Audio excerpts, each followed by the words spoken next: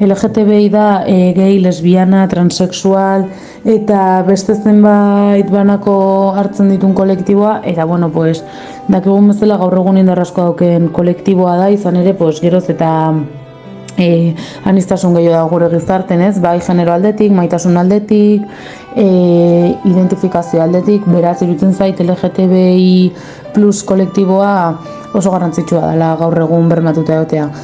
Garrantzitsua iruditzen zait bere bisibilizazioa izan beharko zelako derrigorrezkoa, pues, toki guztietan eta anbito guztietan, bai eskolan, udaletxetan, gazteen artean, heldun artean, toki guztietan, ze holako bisibilitatea emanda lortuko dugu bakarrik LGTBIQ plus kolektibok merezi duen indarra eukitzea, eta bisibilizazio ematea zain, pues, hagin lanai garrantzia ematea eta indarra ematea, ze hori paper garrantzitsua daukete holako pertsonei babesa emateako garaien.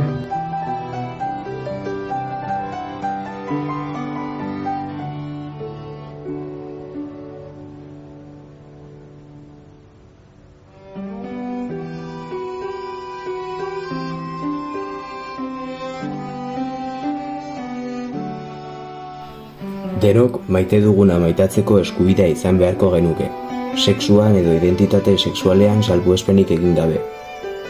Zoritxarrez, 21. mendean egonda, oraindik badira orientazio sexualarengatik edo bere identitatearengatik diskriminatu, zapaldu, pertsekutatu eta erasotu egiten diren pertsonak. Azken urteotan, LGTBIQ+ kolektiboaren areagotzerekin batera, erasotuen zifrak ere areagotu egin dira. Azkenengo Samuelen kasua adibidez. Kontua da, hainbesteko garrantzia aldauka ondokoak zein maite duen edo nola sentitzen den, akaso kalterik egiten aldu bakean ez uzteko?